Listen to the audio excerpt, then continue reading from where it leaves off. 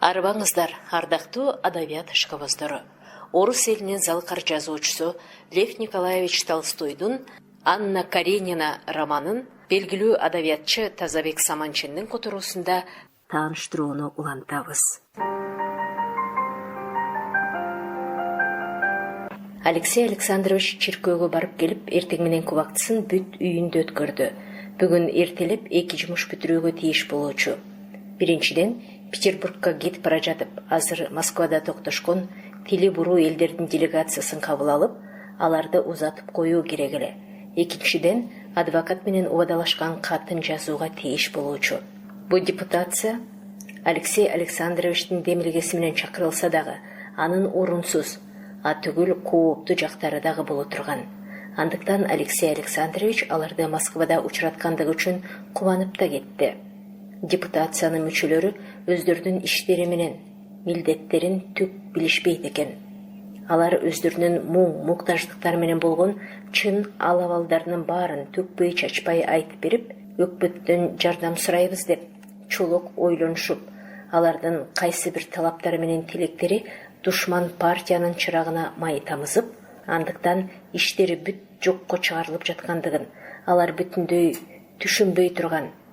Алексей Александрович алар менен көпкө убара болуп, колдоруна программа да жазып берди.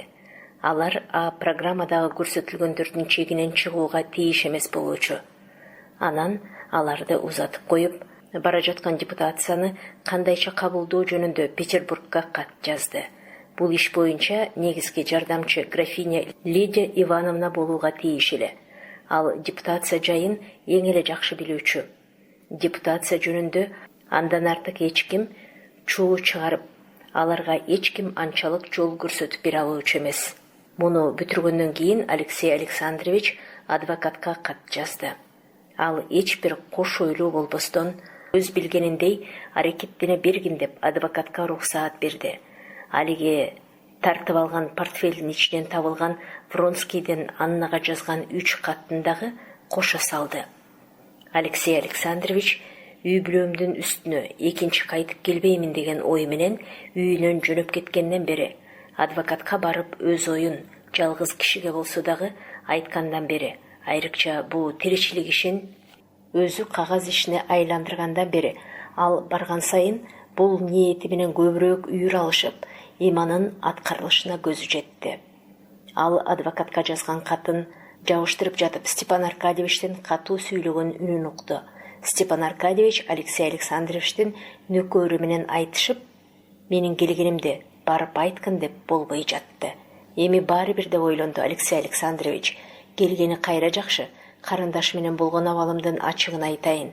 Эмне үчүн үйүнө бара албай турган жайымды дагы түшүндүрөйүн деди. Кирсин деп катуу кыйкырды, кагаздарын жыйнаштырып, биоварга салып жатып. Мына көрдүңбү, калп айтканыңды, үйдө турбайбы деп. Степан Аркадьевичтин үнү киргизбеген нөкөргө сүйлөндү дагы. Токтолбостон пальтосун чечип, Облонскийдин өзү кирип келди. Мына, келип жолукканым рас болбодубу? Эми ошентип Степан Аркадьевич кубанычтуу сөзүн баштады. Мен бара албаймын деп Алексей Александрович туруп турган калыбынча сөз айтты дагы, аны отур дегени да жок. Алексей Александрович соттошуп ажырашканы жаткан аялынын агасы менен боло турган салкын мамилени эмитен эле баштайын деп ойлонду. Бирок ал Степан Аркадьевичтин көңүлүнүн илебинен аша коюп, дайрадай чалкыган бейпилдигин эске алган эмес. Степан Аркадьевичтин жаркырап жайнаган көзү бакырайып кетти. Эмне үчүн бара албайсың? Эмне демекчисиң деди. Французча түшүнө албай аң-таң болуп.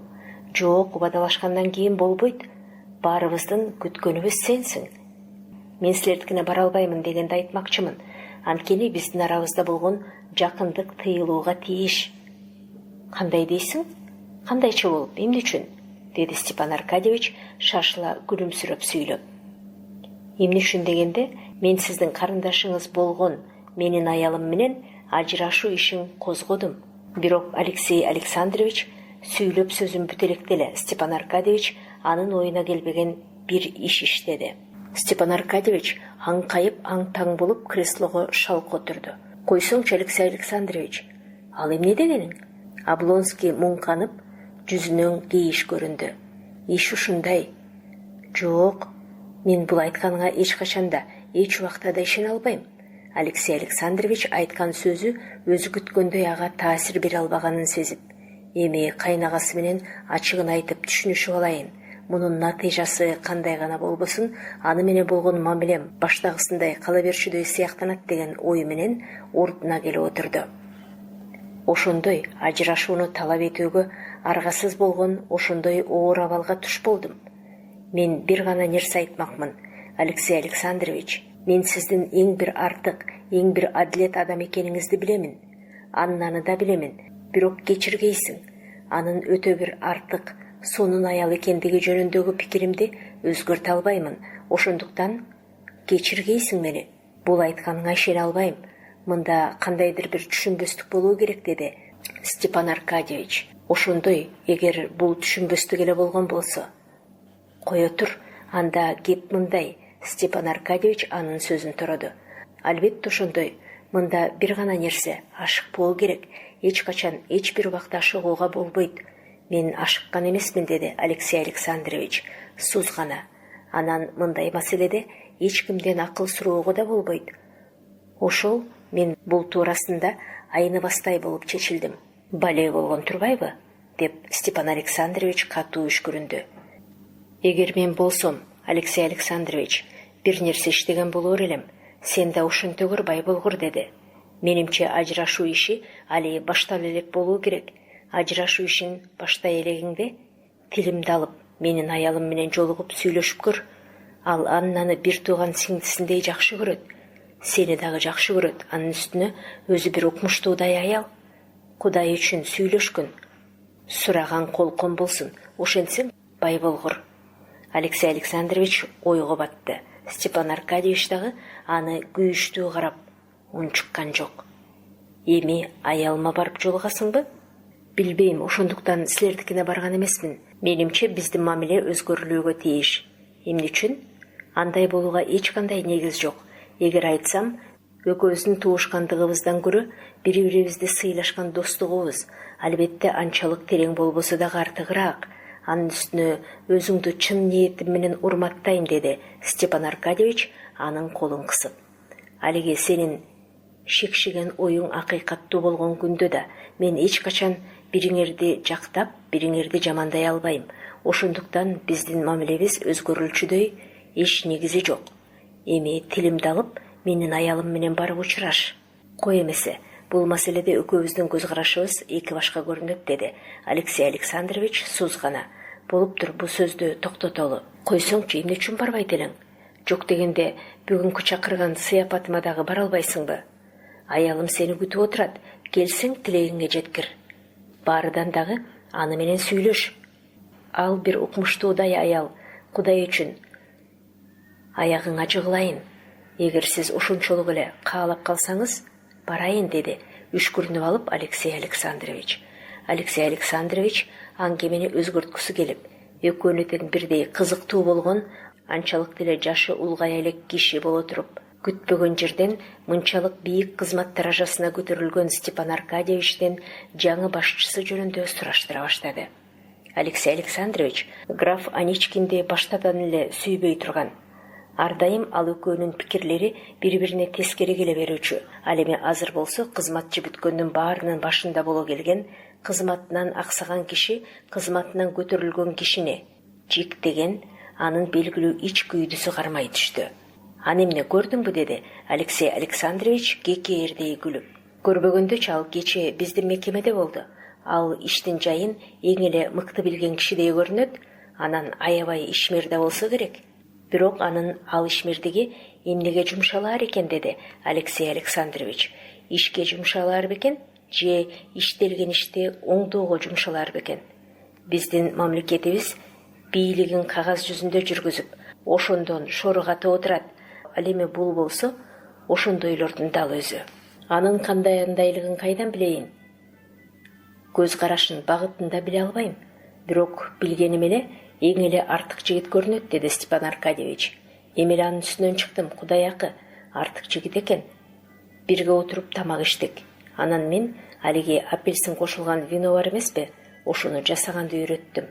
Бул аябай суусун кандырат да. Кызык десең, эмдигиче ал ошону билбейт экен. Ага да бул аябай жагып калды. Жок, Кудайакы, артык жигит экен. Степан Аркадьевич саатын карады. Ого, кой, саат 5-ке кетиптир.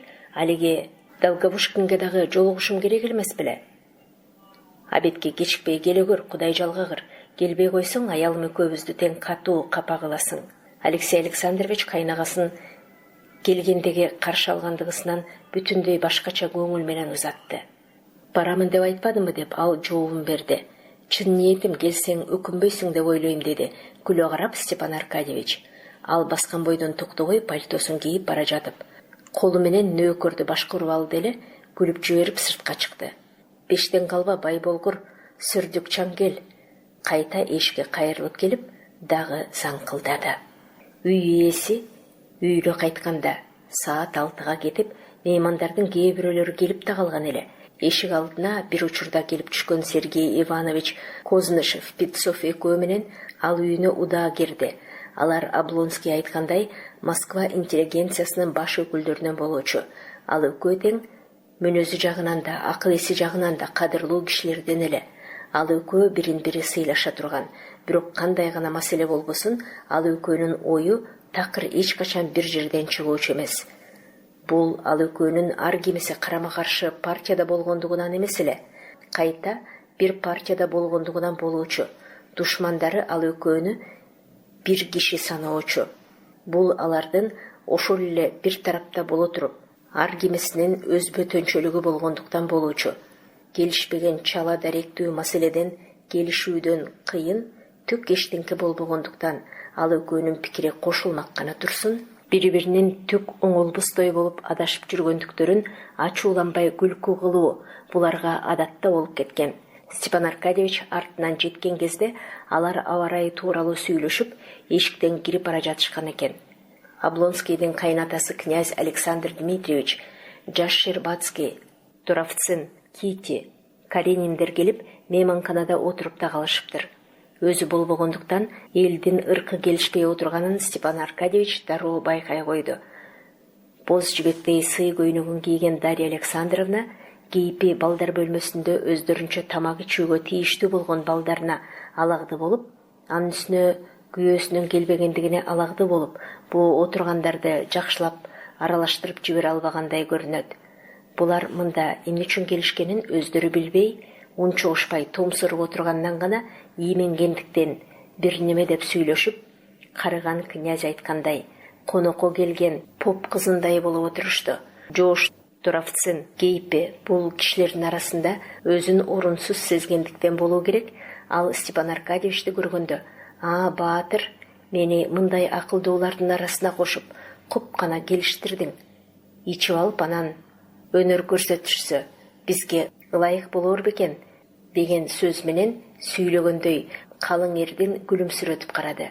Степан Аркадьевич кары князьдин жанары жайнаган көзү менен Каренинди туурасынан карап, унчукпай отурганын көрүп, буга дагы стерлить балыктай сонундукка конокко чакырылган бул мамлекет кишисине ат берип белгилеп калуу үчүн кандайдыр бир сөз тапканын түшүндү.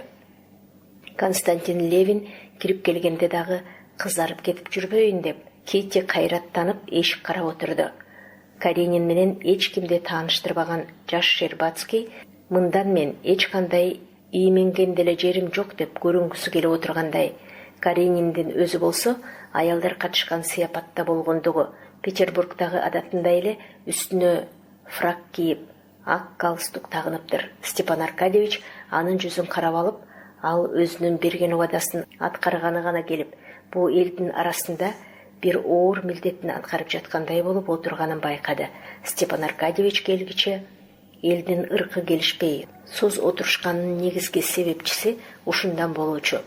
Степан Аркадьевич мейманканага кирери менен кечирим сурап, кечигип калганында же бир жака кеткенинде өзүнүн дайыма курмандыкка кармай келген, улагы болгон, белгилүү болгон князымдан чыга албай калдым деп айтты дагы, баарын дароо тааныштырып чыгып, Алексей Александровичти Сергей Кознышев менен учураштырып, поляктарды орусташтыруу маселесин ал экөөнө сала берди эле. Алар аны Петцов болуп дароо илип алып тартышып ала кетти. Туравценди ийинге чаап, ага кандайдыр бир күлкүлүү нерсени кулагына шыбырап, аны аялы менен кары князьдин жанына алып барып отургузду. Китиге бүгүн бөтөнчө өңдүү көрүнөсүң дегенди айтып, анан жаш Щербацкийди Каренин менен тааныштырды. Заматтын ичинде ал бул кишилер тобун ошончолук бир камыр-жумур кылып аралаштыра салгандыктан мейманкананын ичи кужу-кужу болуп, бүтүндөй башкача болду да кетти. Жалгыз Константин Левин гана келе. Анысы жаман болгону да жок. Анткени Степан Аркадьевич ашканага барып, портфейин менен Херес Леведен алынбастан Днепрден алынгандыгын билип, ага катуу капа болуп, кучерде дароо Левеге чаптыргыла деп табыштап, өзү кайта мейманканага кайтты. Ашканадан ага Константин Левин жолукту. Кечиккеним жокпу? Сен дагы кечикпей коючу белең. Степан Аркадьевич аны колтуктады. Элдин баары келдиби? Кимдер бар? Левин айтаарын айтып, эрксизден кызарып кетип, мейлеи менен бөркүнүн кырын какты. Бүт өз кишилер, Кити да мында жүргүн, сени Каренин менен тааныштырайын. Степан Аркадьевич өзүнүн либералдыгына карабастан Каренин менен таанышкандыктын мактанчылык болоорун түшүнүп, жакшы деген досторун ошону менен сыйлап жатты. Бирок бул мүнөттөн Константин Левиндин бул таанышуунун кызыкчылыгына бата койгудай мүмкүнчүлүгү жок эле. Китинин чоң жолдон көрүп калганын эске албаганда, ал аны баягы Вронский менен көрүшкөндөгүдөн эсинен кеткистей болгон ошол кечеден кийин түк көрө элек. Ал Кити менен бүгүн мындан көрүшө тургандыгын көңүлүндө сезе турган. Бирок ал оюн бөгөлтпөө максаты менен анын андайча болоорун билбеймин деп ал өзүн ынандыра берди. Азыр ал Китинин мында экенин билгенден кийин капилеттен ошончолук бир кубанып да, коркуп да кеткендиктен деми кыстыгып, айтайын дегенин айта албай да калды. Кандай болуп калды экен? Мурдагысындай эле болду бекен? Же каретадан көргөнүмдөй болду бекен? Дарья Александровнанын айтканы чын болуп жүрбөсүн, эмне үчүн чын болбосун деп ойлонду. Эмесе мени Каренин менен тааныштыргылачы деп араңдан сурга айтты дагы, аябай чымырканып кайраттана басып мейманканага кирип барып Китини көрдү.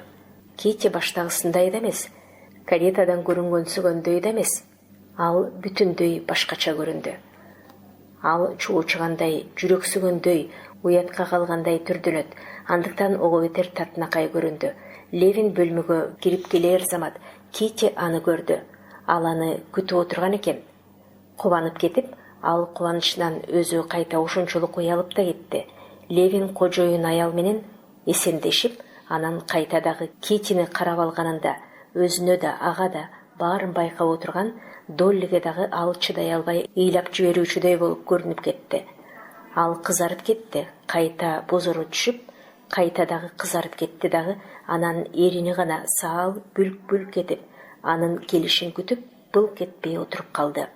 Левин анын алдына келип, таазим этип эсендешип, унчукпай колун сунду. Эгер Китинин эриндеринин болор-болбос титирегени, көзүнүн нурун арбыта, көзүнүн ымдалышкан, жашылданганы болбосо, анын күлүмсүрөп караганын сабырдуу деп айтса дагы болчудай эле. Көрүшпөгөнүбүзгө көп болду окшойт деп, муздак колу менен тайманбай аны колдон алып бекем кысты. Сиз мени көрбөй калгансыз, мен сизди көргөмүн, деди Левин. Таалайдын кубанычы менен жадырап жайнап күлүмсүрөп. Сизди мен темир жолдон Иркушовага бара жатканыңызда көргөмүн. Качан? Деди Кити таңыркай. Сиз Иркушовага бара жатканыңызда, деди Левин, көңүлүн чалкыткан Таалайдан Аптыга бара жатканын сезип.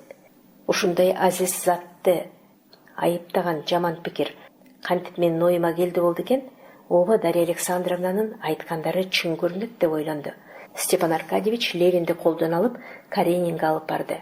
Кана, силерди тааныштырып коеюн. Ал экөөнүн тең атын атады. Ошентип экинчи жолу учураштыкпы? Деди Сузгана Алексей Александрович Левиндин колун кысып. Силер тааныш белеңер, деди Степан Аркадьевич таң калып. Биз 3 сааттай вагондо бирге болгонбуз, деди күлүмсүрөп Левин. Бирок маскараттан чыккандай айрыкча өзүм ынтызар болуп ажырашкам. Ошондой де кана эмесе, мархабат этиңиздер, деди Степан Аркадьевич ашкана жакты көрсөтүп. Эркектер ашканага келип киришип, үстүнө 6 түрдүү арак, күмүш күрөкчөлөрү бар жана күмүш күрөкчөлөрү болбогон ошончолук эле сорттуу эжигей, икра, селедкалар жана ар түрдүү сорттогу консервалар менен кесилген француз наны салынган тарелкалар коюлган столдун жанына келишти.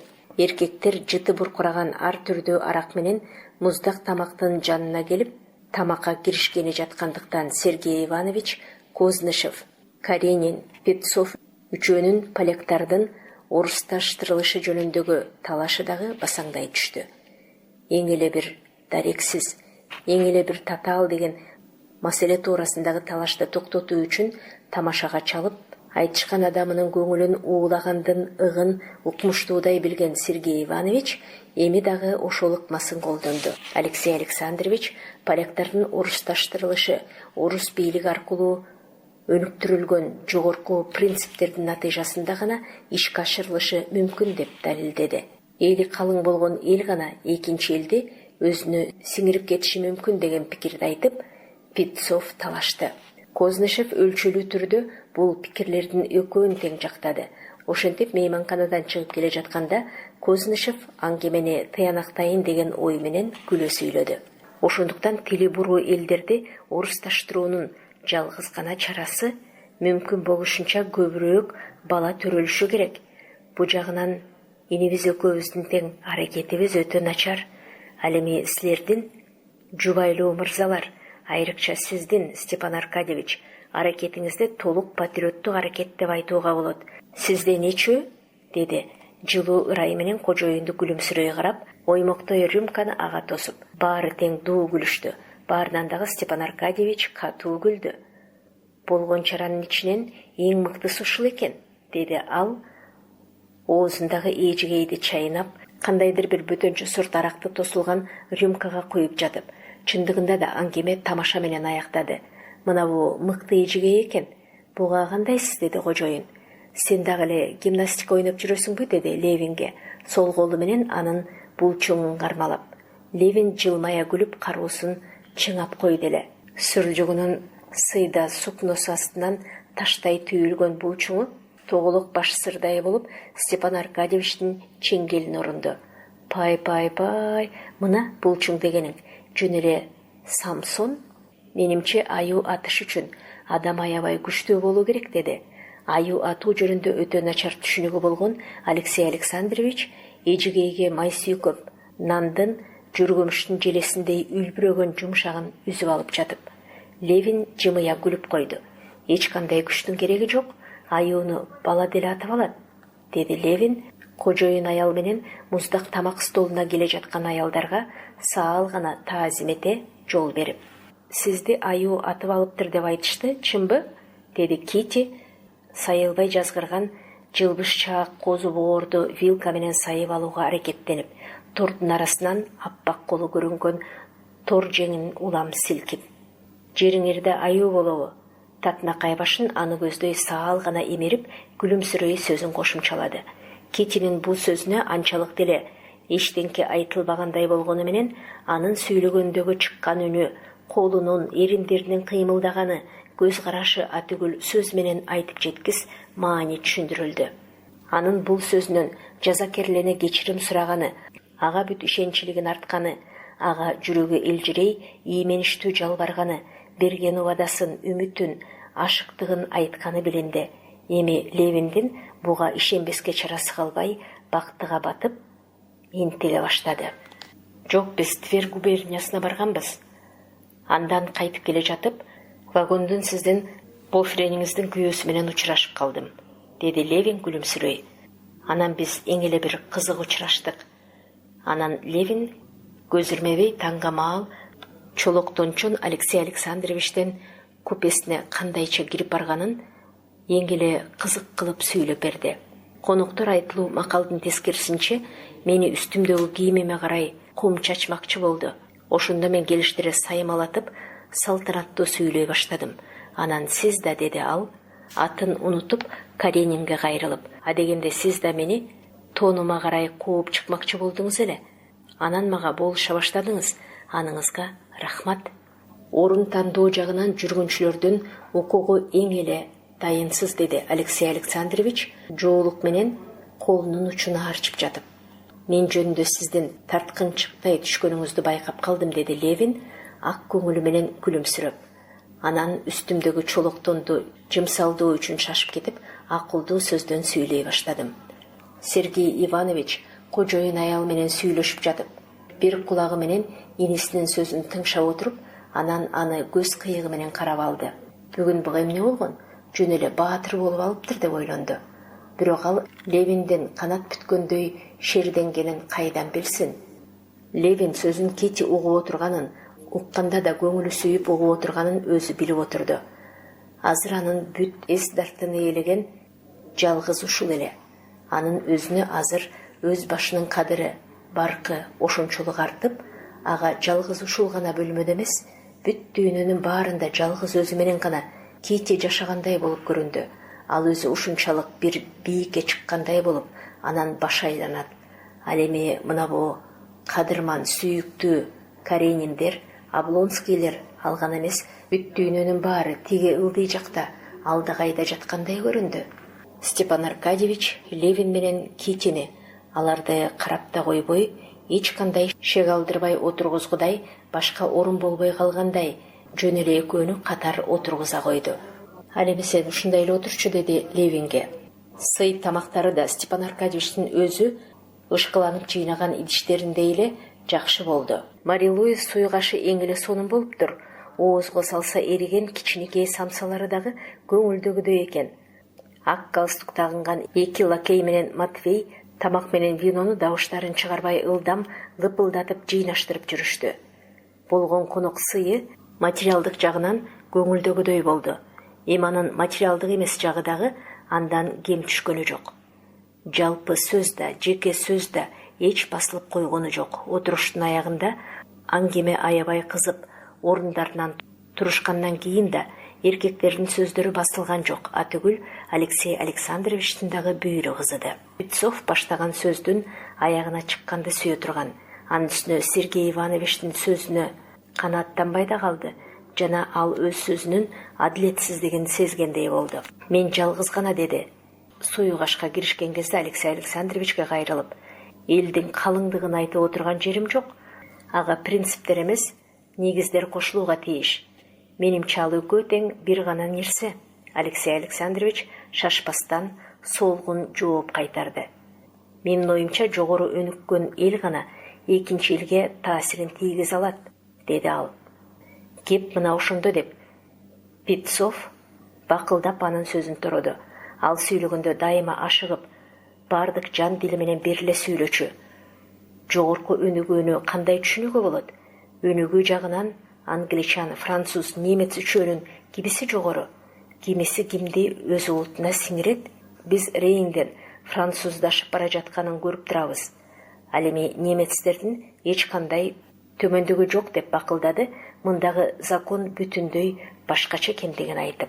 Менимче таасир тийгизүү деген дайыма чыныгы билим тарабында болуу керек, деп Алексей Александрович болор болбос гана кашын серпип койду. Чыныгы билим дегендерди биз кандай белгилер менен чектей алмакпыз, деди Петцов. Менин оюмча ал белгилер белгилүү болуу керек, деди Алексей Александрович. Тек ошолор толук белгилүү боло алды бекен, деп жымая күлүп Сергей Иванович сөзгө кийлигише кетти.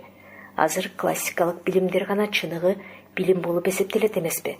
Бирок биз бул эки тараптын тең айыгышкан тартышын көрүп турабыз. Ошондуктан каршы тараптын өз пайдасы үчүн келтирген мыкты далилдерин биз таянып кете албайбыз. Сиз классик эмессизби, Сергей Иванович? Кызыл менен кандайсыз, деди Степан Аркадьевич. Ал эки билимдин эч кайсы жөнүндө менин пикиримди айтып отурган жерим жок. Сергей Иванович стаканын тосуп, балага кечирим кылгандай күлүмсүрөп койду. Мен эки тараптын тең келтирген далилдери мыкты дегенди айтып отурам, деп Алексей Александровичке кайрылып сөзүн улантты. Мен өзүм билим жагынан классикмин, бирок бул тарапта өз ордумду таба албадым. Эмне үчүн реалдык илимдерге караганда классикалык илимдер артык болууга тийиш экендигин мен эмдигиче түшүнө албай эле койдум. жаратылыш билимдеринин да, таалим тарбия жагынан да дал ошондой эле таасири бар деп Питцов жиреп кетти. Жалгыз астрономияны эле ала коюңуз, системалаштырылган жалпы закону болгон ботаниканы, зоологияны алыңыз. Мен муну менен толук макул боло албайм, деди Алексей Александрович. Менин оюмча тилдердин формаларын үйрөнүүнүн өзү эле руханий өнүгүү жагынан айрыкча жалпы таасирин тийгизе тургандыгын моюнга албай кое албайбыз. Анын үстүнө шору кайнап, жаратылыш илимдерин окутуу менен бирге ага биздин доорубуздун илдети болгон зыяндуу жалган илимдер дагы кошулуп отурганда, классикалык жазуучулардын тийгизген таасири эң эле адеп ахлактуу экендиги менен макулдашпай коюуга болбойт. Сергей Иванович бир неме деп айткысы келди эле. Питцов жоон коңур үнү менен анын сөзүн бөлүп кетти. Ал бул пикирдин натуралыгын элеп-желептене далилдей баштады. Сергей Иванович айтышып жеңип чыгаарына көзү жеткендей шашпай гана сөз кезегин күттү. Бирок да, деди Сергей Иванович, кылдат гана күлүмсүрөп Каренинге кайрылып, ар бир билимдин пайда зыянын так өлчөп чыгуу өтө кыйын деген пикирге кошулбай коюуга болбойт. Анын үстүнө классикалык окуунун, эгер азыр сиз айткандай адеп ахлактуулук жагы, туурасын айтканда антинигилисттик артыкчылыгы болбогондо, ал илимдин кайсынысын артыгыраак баалоого болот деген маселе дагы ошондой эле ылдам жана кадиксиз чечилбеген болоор эле, сөзсүз. Эгер классикалык илимдин тарабында нигилизмге каршы таасир көрсөткөн артыкчылыгы болбогон болсо, анда биз көп ойлонуп, эки жактын тең далилдерин өлчөп көргөн болоор элек, деди Сергей Иванович кылдат гана күлүмсүрөп. Биз эки багытка тең кеңири жол берген болоор элек. Бирок антинигилизмдин сакайткыч дарылык күчү мына ушул классикалык окуунун плюлиясында экендигин эми биз жакшы билебиз да. Анан аны биз тартынбастан пациенттерибизге сунуш кылып отурабыз. Эмне экен, мунун сакайткыч дарылык күчү жок бекен? Деп тамашага шоотуп талашты тыянактады. Сергей Иванович пилюлясын айтканда элдин баары дуу күлдү. Айрыкча аңгемени угуп, анын күлкүлүү жерин гана күтүп отурган Травцын күткөнүнө жеткенде баарынан катуу кубанып, баарынан катуу күлдү. Степан Аркадьевич Питцовду дагы кошо чакырып жаңылышкан эмес экен. Питцов болгон жерде мааниси терең аңгеме бир мүнөтчө дагы басылышы мүмкүн эмес эле. Сергей Иванович аңгемени тамашага шоотуп тыянактары менен эле. Питцов ошол замат дагы бир жаңысын баштады. Өкмөттүн ошондой максаты бар деп ойлонууга да болбойт, деди ал. Өкмөт болсо колдонгон чараларынын келтирер таасирин эске албастан жалпы максат жагын көздөй тургандай көрүнөт. Мисалы, аялдарды окутуу маселеси зыяндуу деп эсептелүүгө тийиш болсо, өкмөттүн өзү аялдардын курсун университеттерде ачып жатат. Ошентип аңгеме дароо аялдардын окуусу жөнүндөгү жаңы маселеге өттү да кетти. Алексей Александрович аялдардын окуусу жөнүндөгү маселе көбүнчө аялдардын эркиндиги жөнүндөгү маселе менен чаташтырылып жүрөт. Ошол себептүү гана бул зыяндуу деп эсептелиши мүмкүн деген пикирди айтты. Мен болсом, анын тескерисинче бул эки маселе бири-бири менен өтө тыгыз байланыштуу деп эсептейм, деди Питцов. Ал натура түшүнүк экендигин айтып, аялдардын билими болбогон себептүү укугунан ажырап отурат. Ал эми укугунун жоктугунан билимден өксүдү. Алардын күң болушу ошончолук өнөкөт болуп, эскилиги жетишкен маселе экендигин унутпоо керек. Ошондуктан кээде алар менен биздин арабызды ажыраткан терең иримди байкабай да калабыз, деди ал. Сиз укук дегенди айттыңыз, деди Питцов сөзүнүн бүтүшүн чындап күтүп отурган Сергей Иванович. Демек, присяжный заседатель, шаар депутаты, башкаруу мекемелеринин председатели болуу укугун, кызматчы парламенттин мүчөсү болуу укугун деп бир топ нерселерди санады. Албетте, эгер аялдардын чанда бири мындай орундарга тура турган болсо, анда сиз, менин оюмча, укук деген сөздү орундуу колдонгонуңуз жок. Бул милдет деп айтылса дурусураак болор эле. Присяжный заседательдин, шаар депутатынын, телеграф чиновнигинин кандайдыр бир кызматын аткарсак, биз ошолордун милдетин гана аткарып жаткандыгыбыз болот. Ошондуктан анын туурасы, аялдар милдет издеп жүрүшөт деп айтылуу керек жана алардын антишкени өтө закондуу талап. Эркектердин эмгегине жардамдаш болгусу келген алардын бул талабын колдоо гана керек. Мына бул адилет сөз деп коштоду Алексей Александрович.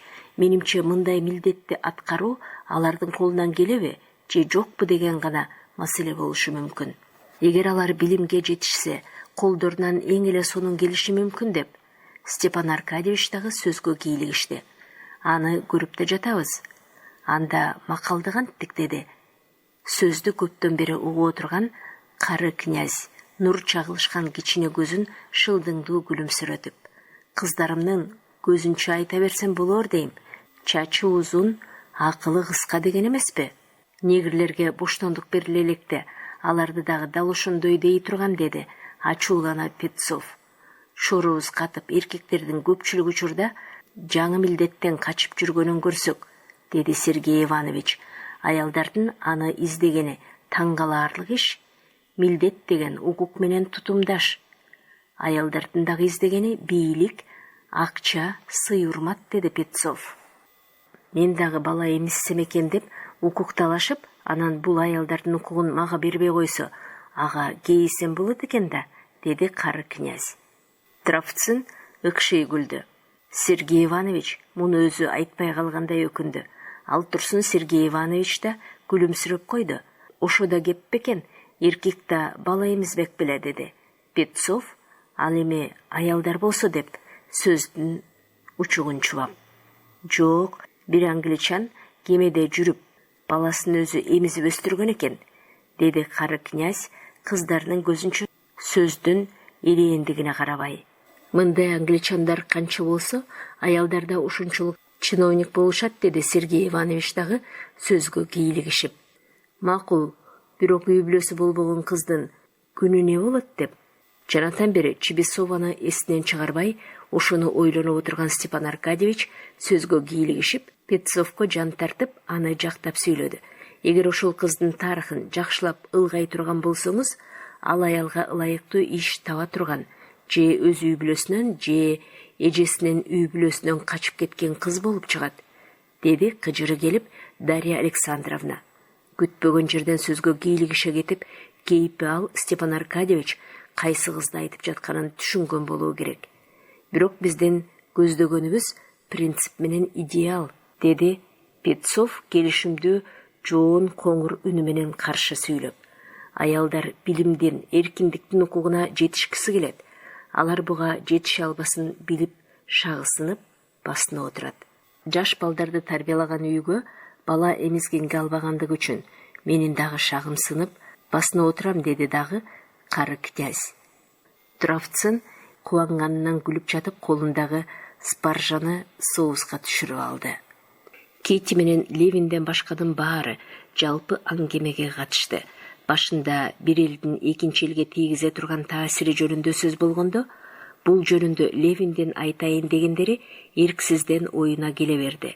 Бирок башта өзү үчүн эң маанилүү болгон бул пикирлери эми анын оюна бүдөмүк келип, аны капарын алып койгону да жок. Атүгүл булардын мындай эч кимге кереги болбогон маселени мынчалык кызуу талашып жатканы ага өрөскөл туюлду. Алардын аялдардын укугу менен окуусу жөнүндөгү сүйлөшкөн сөзү Китиге дагы дал ошондой эле кызыктуу болууга тийиш эле. Ал өзүнүн чет өлкөдөгү досу Варенканы, анын бирөөнүн көзүн караган кейиштүү жайын эсине түшүрүп, бул туурасында нечен жолу ойлонбоду. Эгер өзү да кокус турмушка чыкпай калса, анда күнүм не болот деп өзү жөнүндө нечен жолу ойлонбоду. Жана бул туурасында эжеси менен нечен жолу талашып тартышпады. Бирок бул азыр анын оюна келип койгону да жок. Ал Левин өкүнүн өз алдынча кызык сөзү болуп жатты. Сөз эмес, алардын арасында экөөнү мүнөт сайын бири-бирине жакындатып, белгисиз нерсени көздөй кадам шилтеп өткөнү жатканда, экөөнүн тең көңүлүн алып учуруп, жүрөк сүнткөн кубаныч туудурган кандайдыр бир купуя мамиле болуп жатты. Левин адегенде өткөн жылы мени каретадан кантип көрдүңүз деген Китинин суроосуна чоң жол менен чөп чабыштан келе жатып кандайча көрүп калганын сүйлөп берди. Таңга маал эле сиз жаңыдан эле ойгонсоңуз керек. Маманыңыз болсо отурган бурчунда уктап калыптыр. Эми кое кал, ушундай бир келишкен таң убактысы эле. Келе жатып, бу 4 ат кошулган каретада келе жаткан ким болду деп оюма кетти. Жылаа-жынду келишкен 4 тобурчак өтө бергенде сиз көзүмө чалына түштүңүз. Ошондо терезеден карасам, сиз так мындайча болуп, кеп такаяңыздын боосун кош колдоп кармап, кандайдыр бир терең ойго кетипсиз, деди күлүмсүрөп. Ошондогу сиздин эмне ойлонуп бара жатканыңызды билер болсомчу.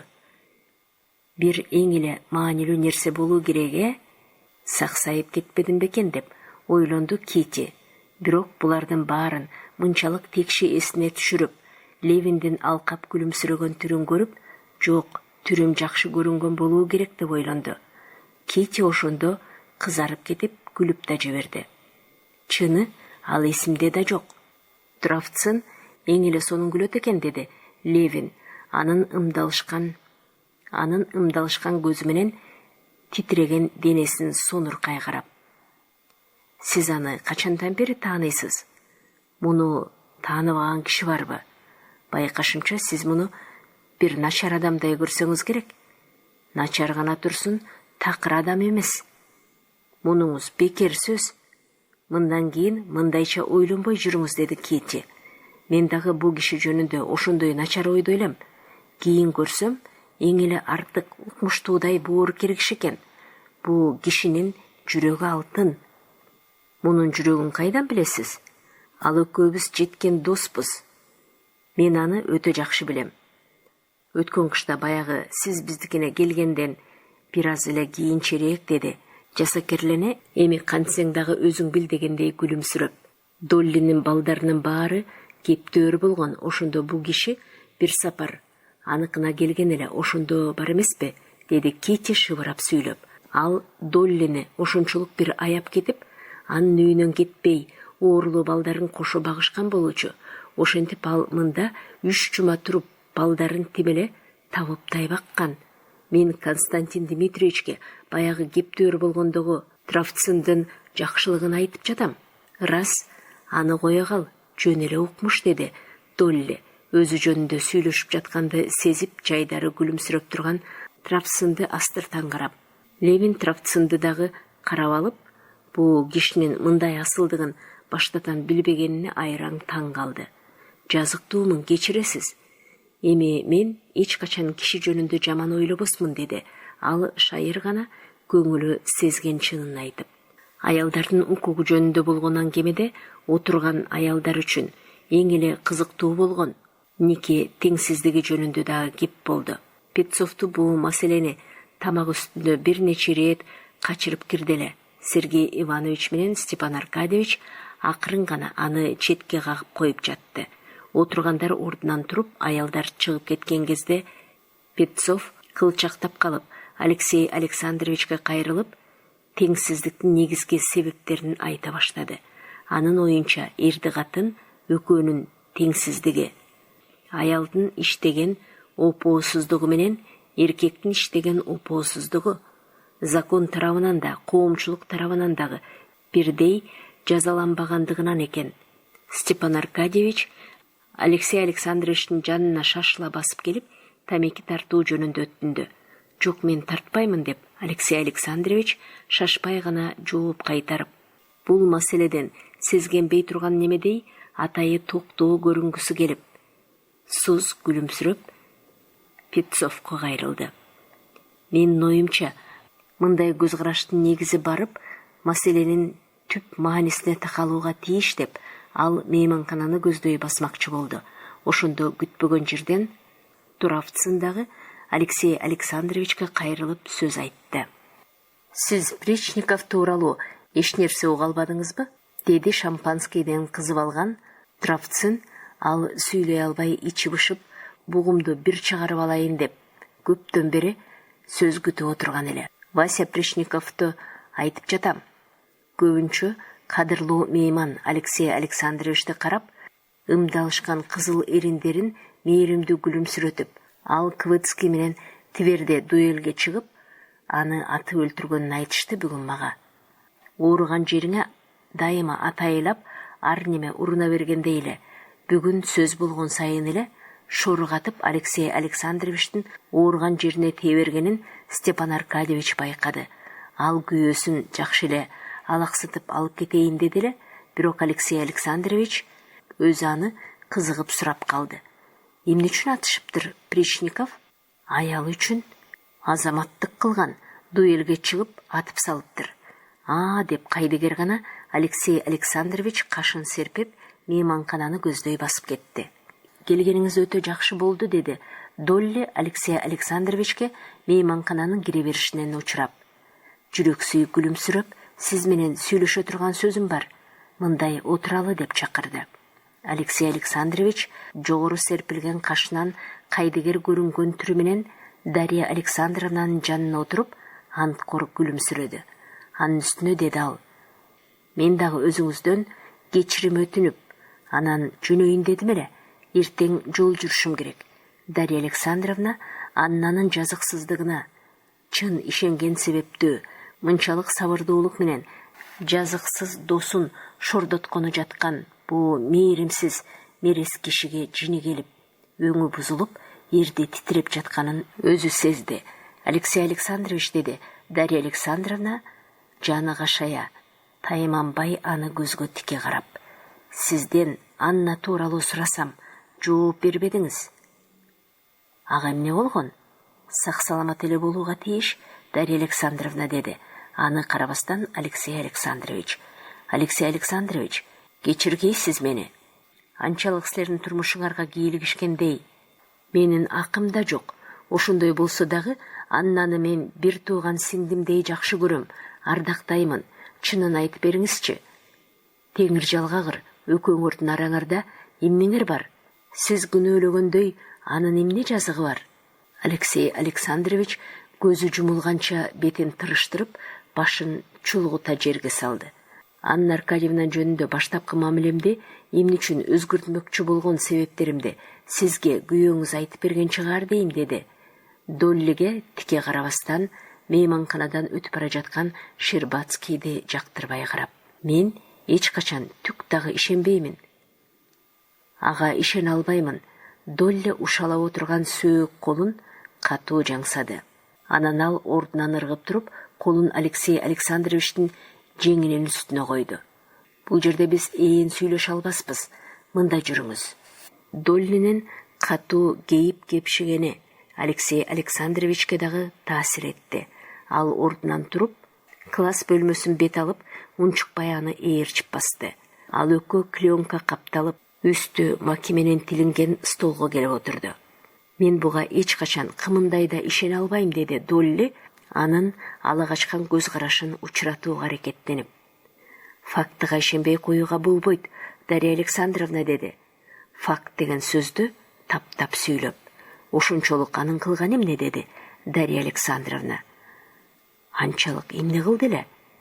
Ал өз милдетин кечип, күйөөсүнө опосуздук иштеди. Мына ушул анын кылганы, деди Каренин. Жок, коюңуз, андай болушу мүмкүн эмес. Коюңуз, Кудай үчүн. Сиз жаңылып жатасыз, деди Долли, колу менен эки саамайын басып көзүн жумду. Алексей Александрович ага да өзүнө да ойлогон оюн эки кылбай турганын далилдегиси келип, эрди менен гана сус бырс этип койду. Бирок Аннага мынчалык күйүшкөндүк аны жибите албаганы менен жарасын катуу сыздатты.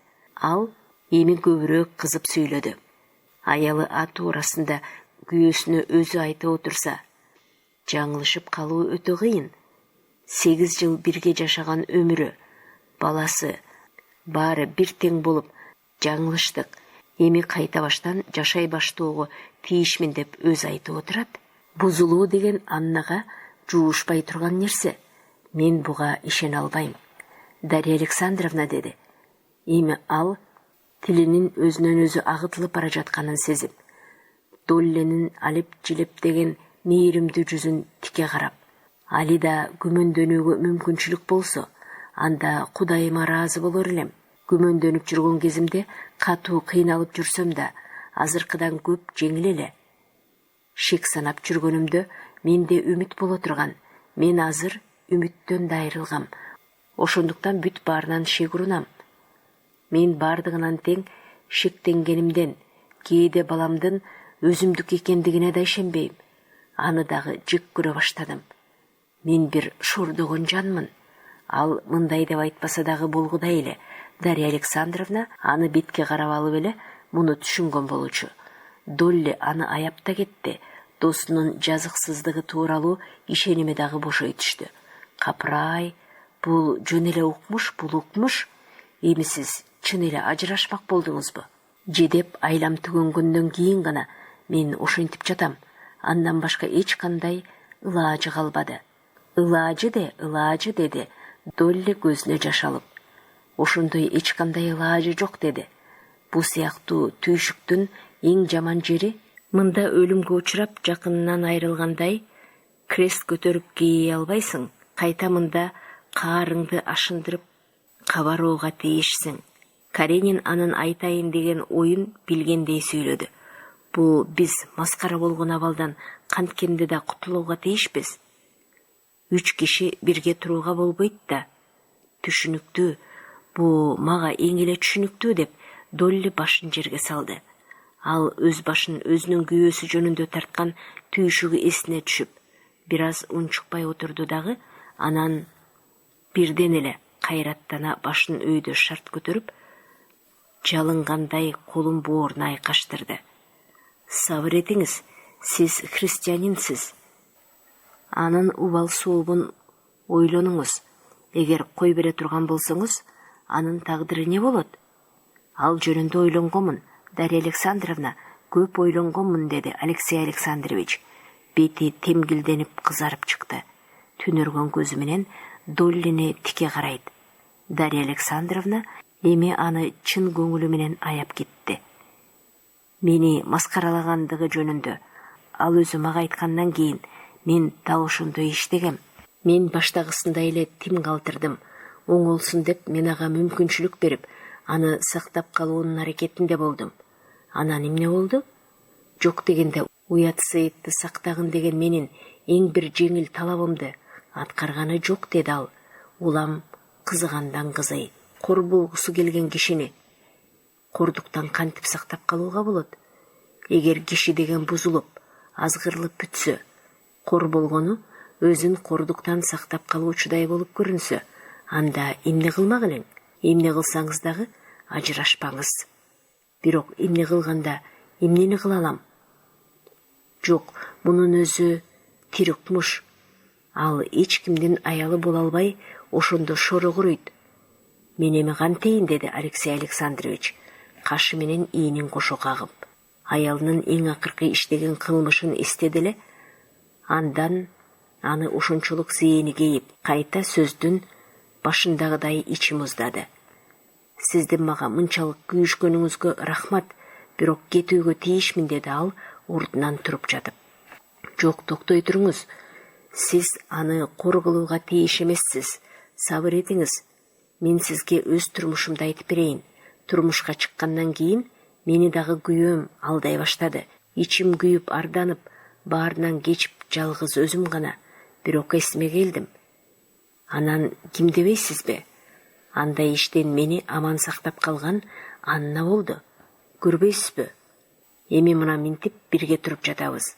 Балдарым өсүп жатат. Күйөөм үй бүлөсүнөн чыкпайт. Өзү жазакерленип жүрөт. Жамандыгынан арылып, түзөлөйүн деп да калды. Мына ошентип туруп жатамын. Мен кечкемин, сиз да кечиңиз.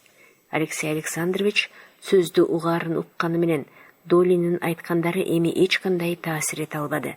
Ажырашмакчы болуп чечилген күнгө келген каары эми дагы жанын кашайтты. Ал титирене түшүп, ачуу үнү менен чаңырып сүйлөй баштады. Мен кече албаймын, кеч ким да келбейт. Ал адилетсиздик болот.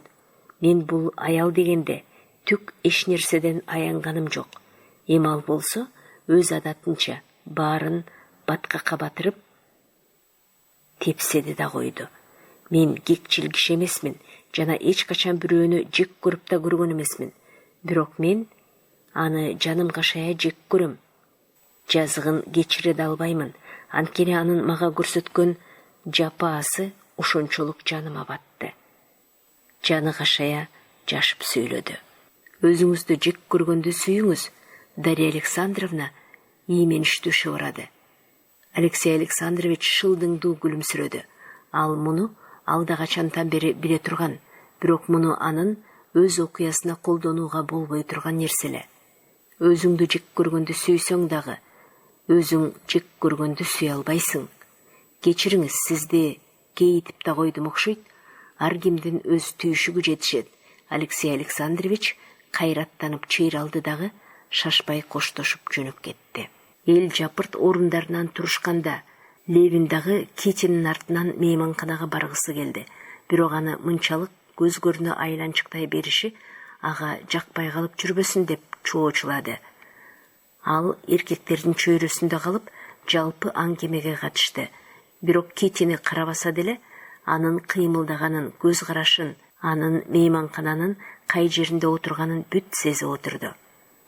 Мындан кийин кишилер жөнүндө жакшы ойлуу болуп гана баарын жакшы көрүп жүрөйүн деп Китиге берген убадасын ал азыртадан эле оп-оңой аткара баштады. Сөз Петцов хоровой башталмасы деп атап, кандайдыр бир бөтөнчө башталыштын негизин таап отурган община жөнүндө болуп кетти. Левин Петцов менен да анын орус общинасынын маанисин жактап, бирок анысы кандайдыр бир эки уштуу чыгып отурган агасы менен дагы макул болгону жок. Бирок ал алардын талашын жумшартып, экөөнү жараштыруу үчүн гана сөзгө катышты. Өзүнүн сөзү да төтөн, аларды сүйлөгөнү да аны такыр кызыктырган жок. Анда бул экөөнү элдин баарына тең жакшы, көңүлдүү болсо экен деген гана жалгыз талап болду. Ал үчүн азыр жалгыз гана нерсе маанилүү боло турган. Бул жалгыз нерсе адегенде мейманканада болуп, андан бери көздөй жылыштап эшик алдына келип токтоду. Левин өзүн көздөй тигилген көз караш менен жылмайган күлүмсүрөөнү карабай сезип, кылчайып карабай кое албады. Кити Щербацкий менен эшик алдына келип, аны карап турган экен. Сизди фортепианога бара жаткан экен дедим эле, деди Левин Китинин жанына келип. Менин кыштакта өксүгөнүм ушул музыка. Жок, биз жөн эле сизди чакыралы деп келдик. Келгениңизге рахмат, деди Кити аны күлүмсүрөй карап. Ушул сөз талашын айтышкандардын эмнеси кызык? Өмүрү бирин-бири ынандыра албайт эмеспи? Аныңыз рас, деди Левин. Сөз талашканда көбүнчө ушул айтышкан адамыңдын эмнени далилдегиси келип жатканын түшүнбөгөндүктөн гана айтыш кызуу болот. Эң акылдуу деген кишилер менен дагы сөз талашып айтышканда далай-далай күч-кубатты кетирип, акылдын, сөздүн далай кылдат жүйөсүнө салып, ошол бири-бирине далилдемекчи болуп, көп убара болушкан нерсеси натыйжада алда качан эле талаш башталаардан көп илгери эле өздөрүнө белгилүү болгондугун түшүнүшөт. Бирок алардын ар кимисинин жактырганы ар башка болгондуктан жеңилип калбас үчүн гана өздөрүнүн жактыргандыгын бири-бирине билдиришпей турганын Левин көп байкаган.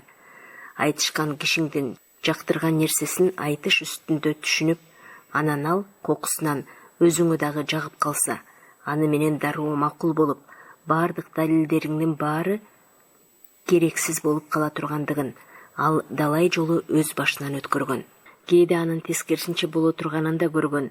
Далилдердин баарын келтирип, далилдегени убара болуп жаткан жактырган нерсеңди акырында айтаарың менен эле, айтканда дагы чының менен ынанымдуу түрдө айтсаң, каршы кишиң дароо макул болуп, айтыш токтолот. Левиндин айтайын дегени ушул эле. Кити муну түшүнүүгө аракеттенип, кабагын тырыштырды. Бирок Левин айта баштаганда эле ал түшүнгөн болуучу. Түшүндүм, анын эмне талашып жатканын, эмнени жактыра тургандыгын билүү керек экен да, андан кийин гана. Кити анын начар түшүндүргөн пикирин туура болжоп түшүнүп, туура айтып да берди. Левин кубанычтуу күлүмсүрөдү.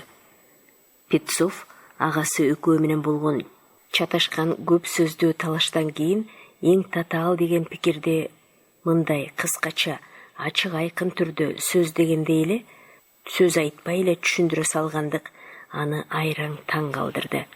Щербацкий алардын жанынан басып кеткенден кийин Кити даярданып коюлган карта ойной турган столго келип отурду дагы.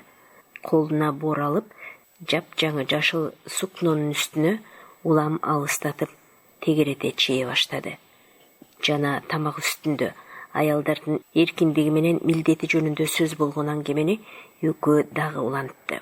Левин турмушка чыга элек кыз аялдын жумушун үй бүлөдөн гана таба алышы мүмкүн деп айткан Дарья Александровнанын пикирин кубаттады. Ал муну кандай гана үй бүлө болбосун бирөө каралашпай оокат өтпөйт. Ошондуктан мейли кедей, мейли бай болсун, ар бир үй бүлөнүн же жалданма, же туушкандардан тапкан үй кызматкер кызы болуу керек деп далилдеди. Жок деп Кити кызарып кетсе дагы, ан сайын аны өзүнүн жайнаган чынчыл көзү менен ийменбей тике карады. Кыз басынбай, ал үй бүлөгө аралашып кете албай турган абалда калышы мүмкүн. Ал эми өзү болсо, Левин да аны ишараттап түшүндү. Ооба деди Левин. Ооба, айтканыңыз ырас, аныңыз чын. Кетинин жүрөгүн сестенткен кыздын коркунучун, корунганын көрүп, аны сүйгөн себептүү гана ал коркунуч менен корунгандыкты ачык сезди. Петцов жана тамак үстүндө аялдар эркиндиги жөнүндө айткандарынын баарын эми толук түшүнүп, өзүнүн пикиринен дароо кайтты. Унчукпай отуруп калышты. Кити столдун үстүн бор менен дагы эле чие берди. Көзүнөн акырын гана нур чачырайт. Левин дагы анын бул көңүл күйүүсүнө багынып, таалайы улам күчөгөндөн күчөп ичине сыйбай бара жатканын бүт жаратылышы менен сезди. Ай, бүт столду чийип таштаган турбаймынбы? Деди дагы борду коюп тургусу келгендей ордунан козголду. Мындан ажырап кантип жалгыз каламын деп Левин үрөйү учуп колуна бор алды. Токтой туруңуз деп өзү столго барып отурду. Көптөн бери мен сизден бир нерсени сурайын деп жүргөм. Ал анын мээримдүү болсо дагы жүрөксүй көрүнгөн көзүн тике карады. Сураңыз?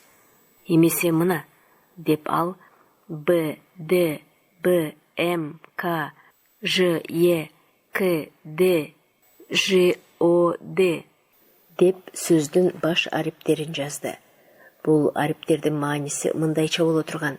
Болбойт деп баягындагы мага кайтарган жообуңуз эч качан дегениңизби, же ошондо гана дегениңизби? Мындай татаал сүйлөмдү Китини түшүнө коет деп ойлоонун өзү өтө кыйын эле. Менин бүт өмүр таалайым сиздин бул сүйлөмдү түшүнгөндүгүңүз же түшүнбөгөндүгүңүз менен байланыштуу деген түрү менен аны карап алды. Кити аны бүшүркөй карап алып, анан чытыла түшкөн кабагын колу менен таянып окуй баштады. Ушул менин ойлогонумдай болду бекен деп Кити сурагандай аны анда-санда карап коюп жатты.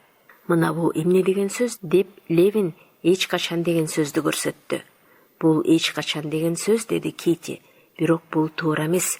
Левин жазганын ары бери өчүрүп борду Китиге берди дагы ордунан турду. Ал муну жазды. О, М, Б, Ж, Б, А, В. Колуна бор алып, бактыга бата иймеништүү күлүмсүрөп, Левинди жалжылдай өйдө караган Кити менен столду көздөй эңкейип, бирде столду, бирде Китинин жалдырай караган Левиндин келишимдүү келбетин көрүп, Доллинин Алексей Александрович менен сүйлөшкөндөгү капасы бүтүндөй арыла түштү. Левин күтпөгөн жерден жадырап жайнап кетти. Ал жазууну түшүндү.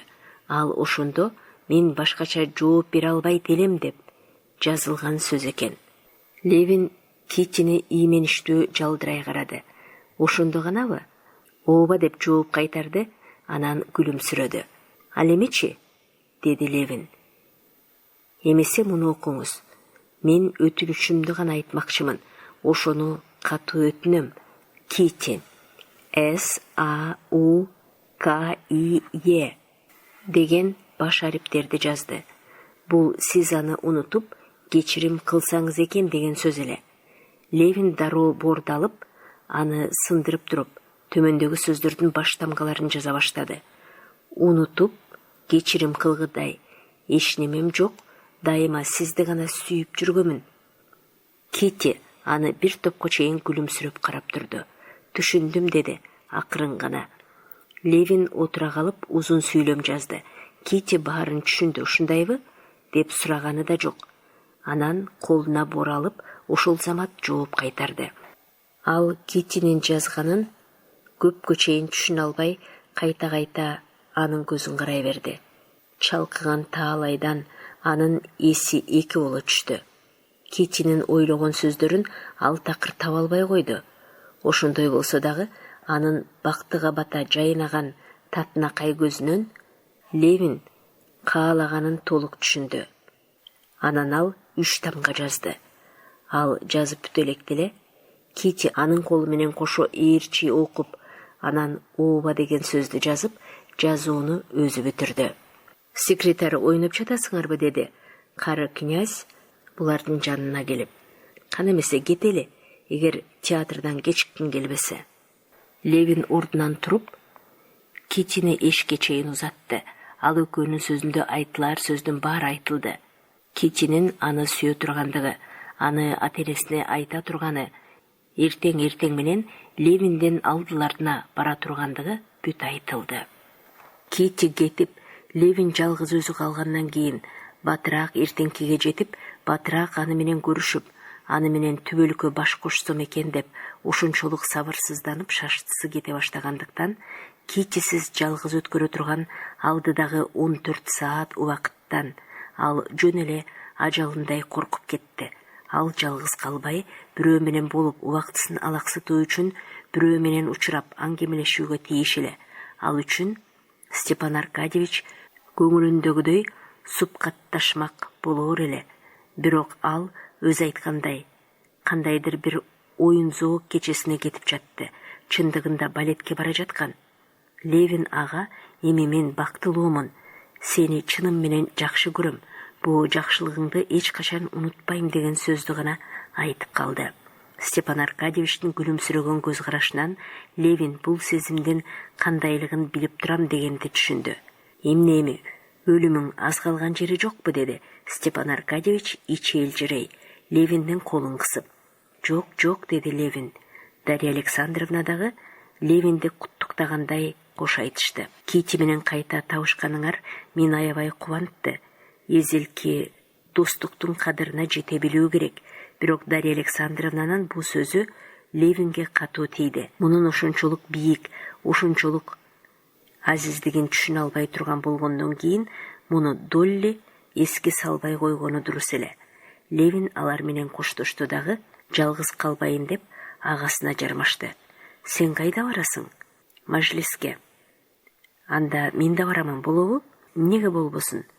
Жүргүн деди күлүңдөй Сергей Иванович. Бүгүн сага эмне болгон? Магабы? Мага бакыт конду деди Левин түшүп бара жаткан каретасынын терезесин ылдый түшүрүп. Сага эчтеңке болбойбу? Бук болуп кетти. Мага бакыт конду. Сен эмне үчүн эч качан үйлөнгөн эмессиң? Сергей Иванович күлүмсүрөп койду. Мунуңа кубанамын. Ал өтө жакшы кыз. Сергей Иванович сүйлөй баштады эле. Антип айта көрбө. Левин өкүрүп бакырып, агасынын ичигинин жакасы менен аны кош колдоп тумчулады. Ал өтө жакшы кыз көрүнөт деген сөз анын көңүл сезимине түк ылайык келбеген, эң эле бир карапайым, эң эле бир пас сөздөй тоюлду. Сергей Иванович кыраң катка түшүп келип күлдү. Ал чанда бир гана мындайча күлө турган. Деги мунуңа кубанамын деп айтсам болоор дейм. Андай деп эртең айткан болду, сөз бүттү. Болду, тым. Левин агасын дагы ичиги менен тумчулап, сөзүн дагы улантты. Сени аябай жакшы көрөм. Мажлисиңе барсам болобу? Албетте болот. Бүгүн сөзүңөр эмне жөнүндө? Деп сурады Левин, күлүңдөгөнү тыйылбай. Алар мажлисине келип киришти. Секретардын кейпи өзү жарашыктуу маанисине түшүнө албаган протоколду мукактанып окуп жатканын Левин угуп отурду. Бул секретардын эң эле бейпил, ак көңүл, артык адам экендигин Левин өзүнөн байкады. Анын мындайчалыгы жана анын протоколду окуганда шашып, жаңылышып кетип жаткандыгын андагы көрүндү. Анан сөз башталды. Кандайдыр бир акчаны бөлүштүрүү жөнүндө, трубаларды салуу жөнүндө талаш болду. Сергей Иванович кеңеш менен эки мүчөсүн сөз менен куп келиштире баптап, анан эрдемсине эмнегедир көпкө чейин сүйлөдү.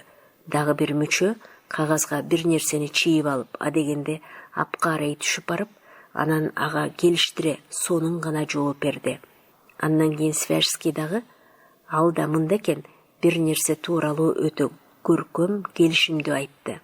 Левин алардын сөзүн угуп отуруп, ага бу акча труба чатагы болбогондой, алар жамандашып жатпагандай көрүндү. Кайта алардын баары жаман сөзү жок.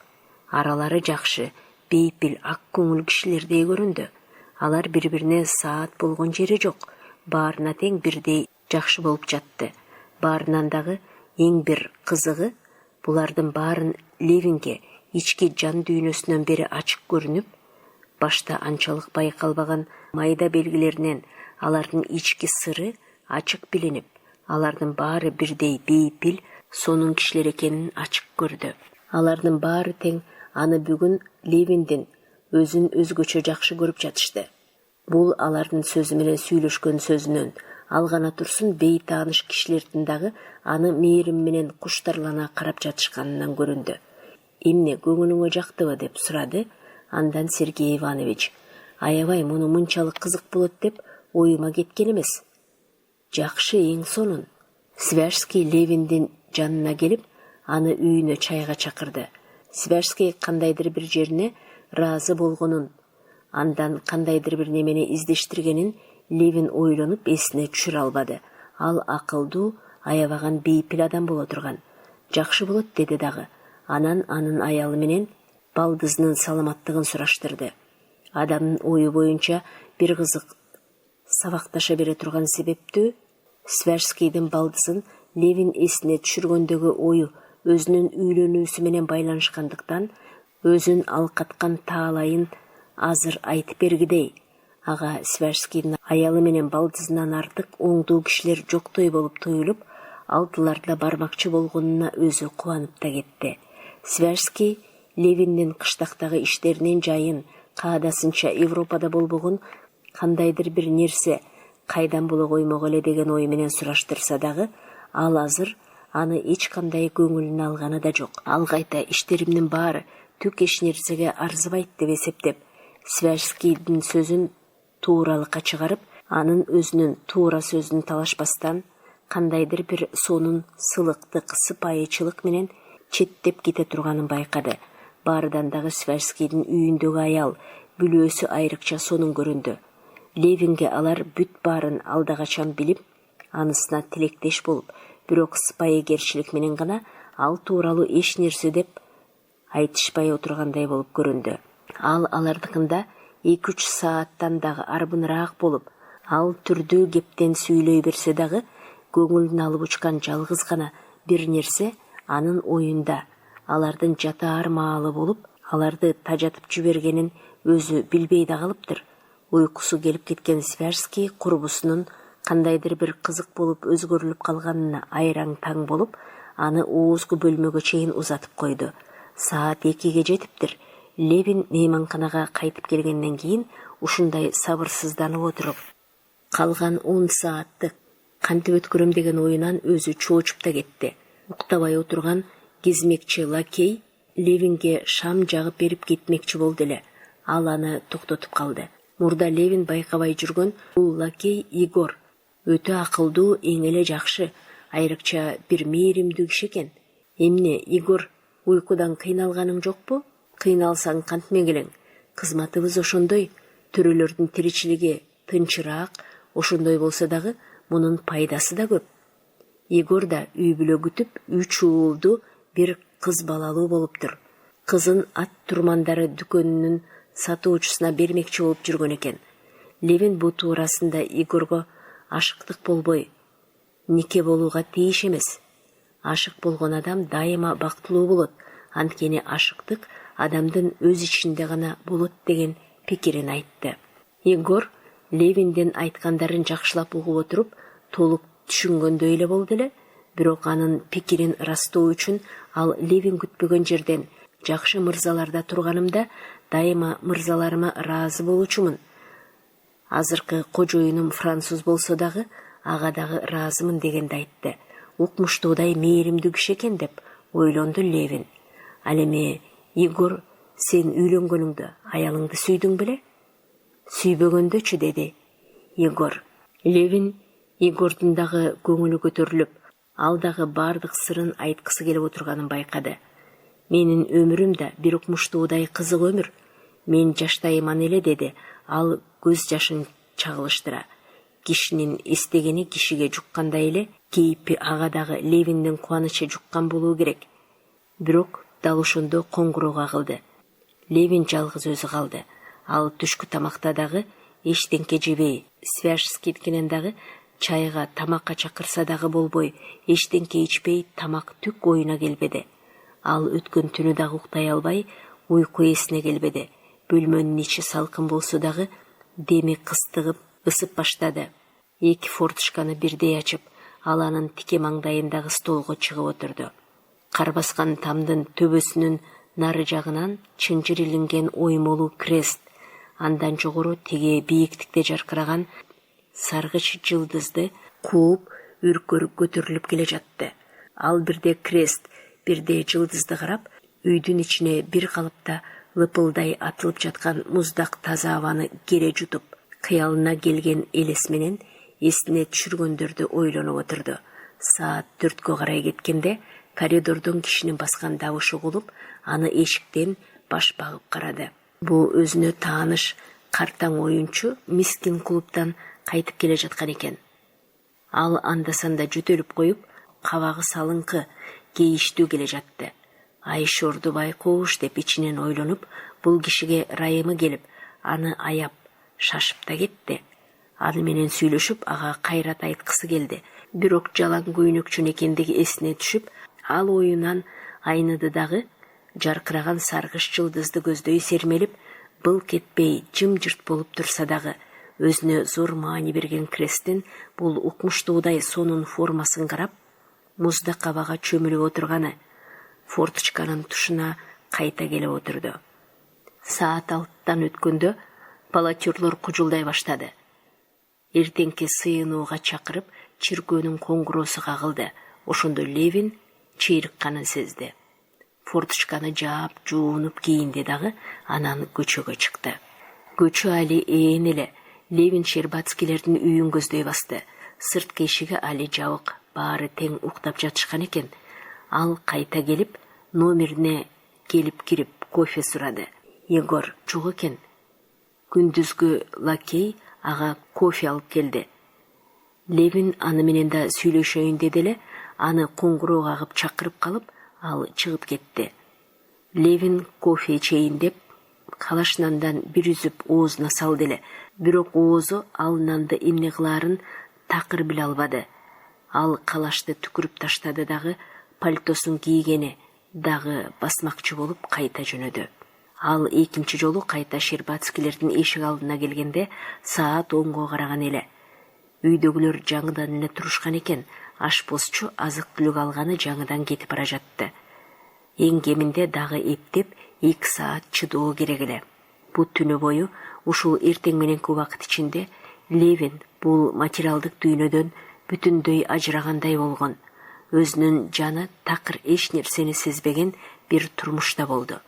Ал керейли кечке тамак ичпесе, 2 түн удаасы менен уктабай, бир нече саат жалаң көйнөкчөн аязда отурса дагы, ал өзүн ушунчалык бир сергек, аман соо сезгендиги мындай гана турсун, кайта ал денесинин кыймылдаганын такыр сезбей, эмне кылбасын баары бүт колунан келүүчүдөй болуп, өз денесинен бүтүндөй бөлөк жүргөндөй сезди. Ал калган убактысын улам-улам саатын, эки жагын кылчактап карап, көчөдө басып жүрүп өткөрдү.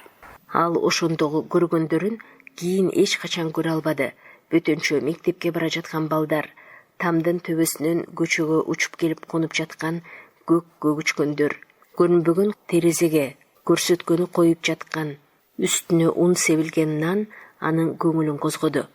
Бу нан, бу көгүчкөндөр, бу балдар бу дүйнөнүн жаратылышында эмес эле.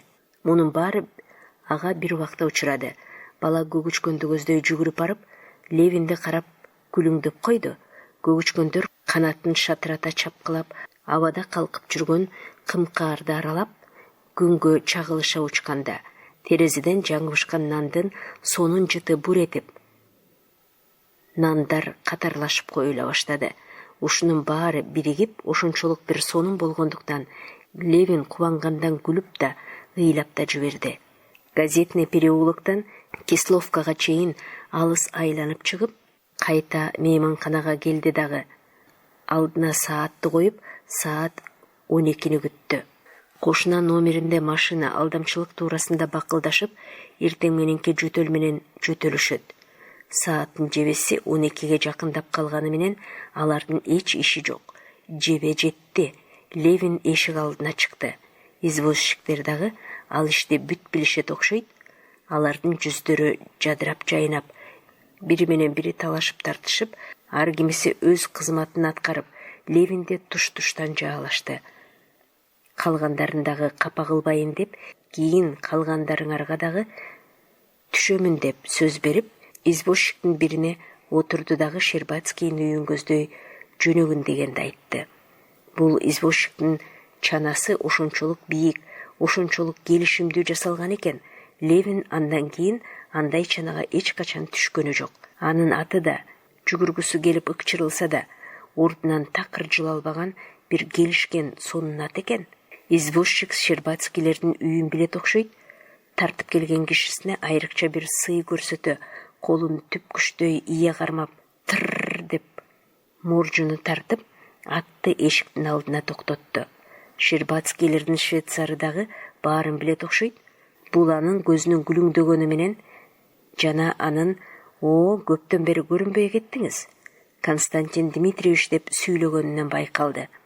Ал билмек гана турсун, кубаныч койнуна батпай, сүйүнүп, ал кубанычын билдирбөөгө аракеттенет. Левин анын сүйкүмдүү кары көзүн карап алып, өз бактысынын дагы бир жаңы учурун түшүндү. Туруштубу? Кириңиз, мында калтырып эле кетиңиз, деди күлүмсүрөп. Левин бөркүн алайын деп кайрылмакчы болгонун көрүп, мунусу дагы бир белгини билдирди. Жөнүңүздү кимге айтсам болор экен, деди лакей. Лакей көйрөң, жаш, жаңы лакейлерден болгондагы өтө бейпил жигит көрүнөт. Адагы баарын түшүнүп турду. Княгиняга? Князга? Княжняга? Деди Левин. Левин биринчи көргөн кишиси менен учурашты. Ал мадемуазель Линин болду. Ал залдан өтүп бара жаткан экен. Анын чачы да өзү да кошу кулпуруп, жадырап жайнайт. Левин аны менен жаңыдан эле учураша баштаганда, эшиктин ары жагынан көйнөктүн шуудураганы угулаары менен мадемуазель Линин анын көзүнөн кайын болуп кетти. Ошондо ал таалайынын жакындап келип калганын сезип, кубанганынан коркуп, жүрөгү чыга жаздады. Мадемуазель Линин шашып-пушуп, Левиндин жанынан экинчи эшикти көздөй басып кетти. Ал чыгып кетери менен эле паркет менен лыпылдай ылдам басып келе жаткан дабыш чыгып, өзү көптөн бери көксөп, издеп таба албай жүргөн таалайы, анын өмүрү, ошол өмүрүнүн дал өзү, өзүнөн артык асыл жары эң эле ылдам жакындап келе жатты. Ал келе жатпай эле кандайдыр бир көзгө илейишпеген күч аны өзүн көздөй учуруп келе жаткандай. Жүрөгү алып учуп, ошол эле ашыктыктын кубанычынан катуу коркуп жоодураган Китинин чынчыл көзү гана Левиндин көзүнө көрүндү. Бул жайнаган көздөн төгүлгөн ашыктык нуру Левиндин көзүн уялтып, улам жакындагандан жакындап келе берди. Кити ага жанаша келип токтоду. Анын эки колу тең өйдө көтөрүлүп, Левиндин эки ийнине коюлду. Кити бир кубанып, бир жүрөксүй жүгүрүп келип, жанын аябай ага бүт берилди. Анын чамасынын келиши ушул эле. Левин аны бекем кучактап туруп, анан анын өбүшүн аймалап издеп жүргөн эрдине эрди келип тийди. Кити дагы таң атканча уктаганы жок. Эртеден бери ал дагы аны сабырсыздана күтүп отурган. Ата-энеси дагы буга сөзсүз ыраазы болууга тийиш. Кызынын таалайы алардын дагы таалайы эле. Кити анын келишин күтүп отурган. Ал өзүнүн анын да таалайын ага биринчи айткысы келди. Ал аны менен жалгыз өзү гана учурашмакчы болуп камынган. Ал бул оюнан сүйүнүп, ошону менен бирге ийменип, жүрөксүп, эмне кылып жүргөнүн өзү да билгени жок. Ал анын баскан табышын, үнүн угуп, мадмуазель Линандын кетишин күтүп, эшиктин сыртында турган. Ошентип ал дагы кетти. Ал кантсем экен, эмне кылайын деп өзүнөн өзү сурап, кылчактап отурганы жок. Анын жанына келди дагы, азыркы иштегениндей иштеди да койду. Жүр, апама баралы, деди Кити Левинди колдон алып. Ал көпкө чейин түк эчтенке деп ооз ачып сүйлөй албады.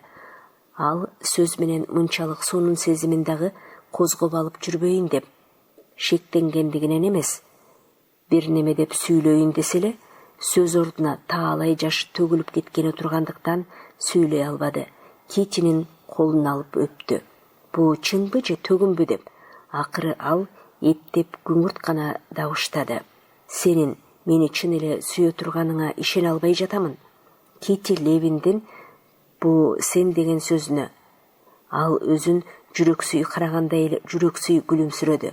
Ооба чын деп шашпай гана маанилүү сүйлөдү. Таалайыма кубанам. Кити Левиндин кармаган колун кое бербей мейманканага барып кирди.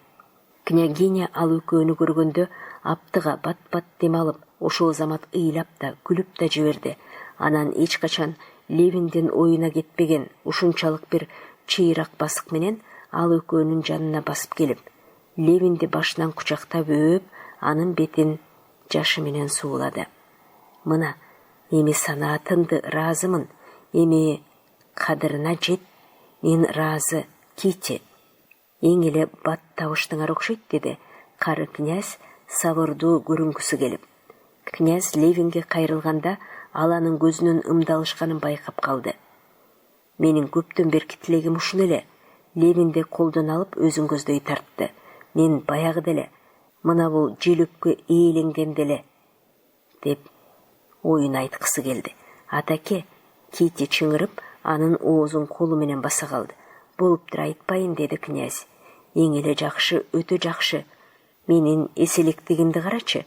Князь Китини кучактап, анын бетинен колунан өөп, кайта дагы бетинен өөп туруп, анан чокунуп батасын берди. Кары князьдин эттүү колун Китинин кандайча өпкүлүп жатканын Левин карап туруп, башта өзүнө чоочун көрүнгөн бул кишини ичи элжиреп жакшы көрүп кетип, анын көңүлүн дагы бир жаңы сезим бийледи.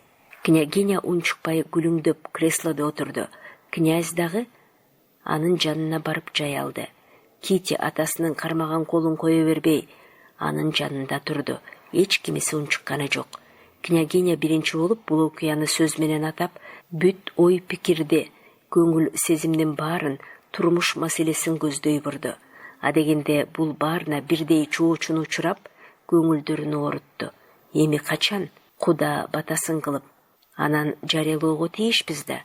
Анан тойду качан беребиз? Бу туурасында сенин оюң кандай, Александр? Мына өзү деп кары князь Левинди көрсөттү. Мындагы бийлик мунун колунда эмеспи? Качан дейсиңерби деп Левин кызарып кетти. Эртең эле болсун, эгер менин оюмду билгиңер келсе, анда бүгүн эле Куда батасы болуп, эртең той болсун. Кой мончер. Мунун болбогон сөз, анда бир жумадан кийин болсун. Мунун өзү соо эмес, жок, анын эмнеси бар экен? Огудай жалгагыр, кой отур, деди энеси Левиндин мынчалык ашыкканына кубанып күлүп. Кыздын себичи? Чын эле, сеп жана башка ырым-жырымдардын баары болобу деп ойлонду Левин жүрөксүй. Болсо дагы сеп, баталашуу сыяктуу ырым-жырымдардын баары менин таалайыма тескери келмек беле? Эми түк эч нерсе менин таалайыма тоскоол боло албайт. Китини карап алып, анын сеп жөнүндөгү сөздү эч кандай көңүлүнө албаганын көрдү. Демек, бул керек болсо керек деп ойлонду Левин. Мен түк эчтенкесин билбеймин, өз оюмду гана айтып жатам, деди иймеништүү. Болуптур, муну биз ойлонуштуралы. Эмтен эле бата берип, жарыялай берели. Ушундай болсун. Княгиня күйөөсүнүн жанына келип, аны өөп туруп кетмекчи болду. Чалы аны токтотуп кучактады дагы, анан ашыктык оту алууланган жигиттей кемпирин куштарлана карап туруп, бир нече жолу ичи элжирей өөп алды. Кейип, карыялар же кайта баштан өздөрүнүн ашык болгонун, же кызынын эле ашык болгонун ачык түшүнө алышпай, бир азга чаташа түшкөн болуу керек. Князь менен княгиня чыгып кеткенден кийин Левин колуктусунун жанына келип, колун кармады. Азыр ал чыйралып, сүйлөөгө дарманы келип, жарына далай нерселер туурасында айткысы келди. Бирок ал айтайын дегенинен бүтүндөй башканы айтты. Мунун мындай болоорун мен билгемин, үмүтүм болгон эмес, бирок ичимден дайыма ишене келгемин, деди Левин. Мунун буйрук экенине ишенем. А менчи, деди Кити. Ал турсун ошондо да. Кити буйдала калып, анан аны өзүнүн чынчыл көзү менен тике карады. Ошондо өз таалайымды өзүмдөн алыс тепкенимде да оюм ушул эле. Мен жалгыз сизди гана сүйчүмүн, бирок бир азыраак азгырыла түшкөнүм чын. Менин сизге бир айтайын дегеним, ушуну биротоло унута алар бекенсиз. Анткенибиз жакшылыкка болоор дейм. Сиз дагы мени көп нерседен кечирүүгө тийишсиз. Мен дагы сизге бир нерсе туурасында деп кандайдыр бир сырдын четин чыгарды. Ал анын Китиге айтайын деп ойлонуп жүргөн сөздөрүнүн бири боло турган. Алгачкы күндөр эле ал ага биринчиден мен сиздей таза эмесмин, экинчиден динге ишенбеймин деп эки нерсе туурасында айтмакчы болгон. Жок, азыр эмес, кийин айтайын, деди Левин.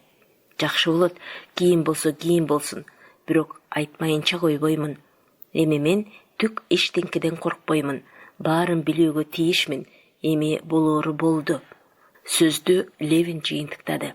Болоору болгондо, мен кандай киши болсом дагы мени менен баш кошуп, эми мени чамбайсызбы? Ошондойбу я? Ооба, ошондой.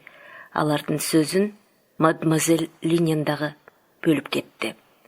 Ал анткор болсо дагы өтө бир мээримдүү күлүмсүрөп келип, өзү тарбиялап чоңойтуп жакшы көргөн Китини куттуктаганы келди. Ал чыгып кетелик деле үй кызматкерлери дагы куттуу болсун айтканы келишти. Андан кийин тууган туушкандар келишип, кадимки бир кубанычтуу опур-топур башталып, андан Левин той өткөнчө кутула албады. Левин дайыма иймене берип, тажап бүткөнү менен анын таалай кубанычы улам арбыгандан арбый берди. Ал өзү билбеген, толуп жаткан каадаларды иштөөгө тийиш болуучу. Бирок билбесе да, айткан менен болуп, ан сайын таалайдын кызыгына бата берди. Ал өзүнүн той берип үйлөнүшүн бүтүндөй башкача болууга тийиш. Эгер кадимкидей каада менен үйлөнгөндө, өзүнүн бул элдикинен бөтөнчө болгон таалайы кемип калышы мүмкүн деп ойлонуучу. Бирок натыйжада башкалар иштегенде ал дагы иштеп, андан анын таалайы өксүбөй, кайта арбыгандан арбый берип, анын таалайы турмушта эч бир болуп көрбөгөн артыкча бир таалайдан болуп туюлду. Эми биз конфетке карк болот экенбиз, деди эле мадемуазель Линен. Левин ошол конфет сатып келген күнү.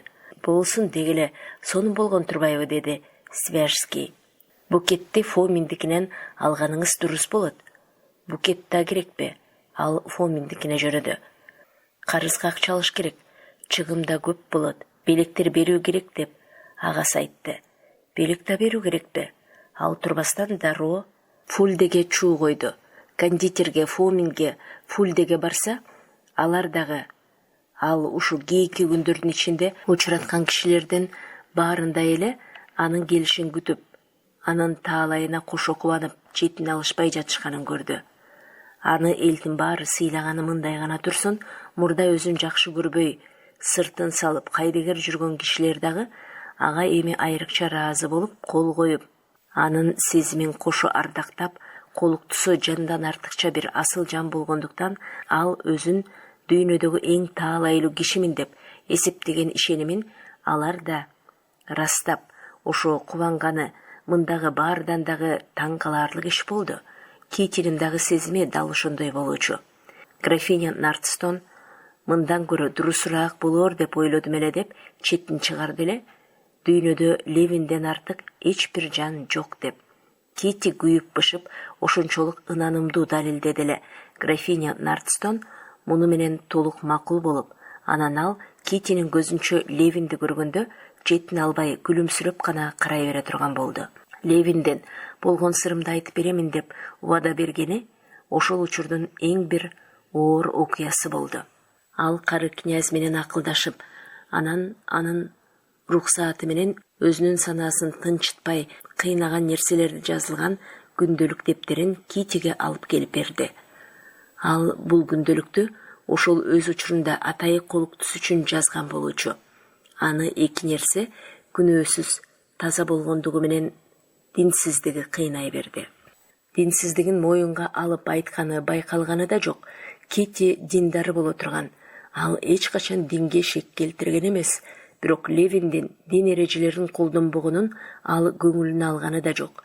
Кити өзүнүн махабаты аркылуу анын ички жан дүйнөсүн бүт сезип, өзүнүн самаганынын баарын анын көңүлүнөн бүт көрдү. Ал эми динсиз болуп калганда кишинин кандай болуп кала турганы ал үчүн баары бир эле. Ал эми Левиндин башка бир сыры аны катуу ыйлатты. Левин күндөлүк дептерин Китиге бир топ кыйылып жатып берди. Ал экөөнүн ортосунда эч кандай жашыруун сыр болбосо керек деп ойлой турган. Ошондуктан ал муну иштеген. Бирок ал Китиге кандай таасир бере турганын эскерип, өзүн анын ортуна коюп көргөнү жок. Ал ошол күнү театрга бара жатып, алардыкына кайрылып, Китинин бөлмөсүнө кирип, анын аябай ыйлаган, өзүнүн салган оңолгус түйшүгүнөн шордогон анын татынакай жүзүн көрүп, өзүнүн маскаралуу өткөн турмушун анын чүчтөй аппак тазалыгынан ажыраткан түпсүз иримди бир гана түшүнүп, өзүнүн иштеген ишинин заманасы куурулду. Мына бу шумдуктуу китебиңизди алыңыз, нар алыңыз, деди Кити, алдындагы столдун үстүндө жаткан дептерлерди алыс түртүп. Муну мага эмнеге бердиңиз? Жок, бир эсептен дурус да болду деп кошумчалады.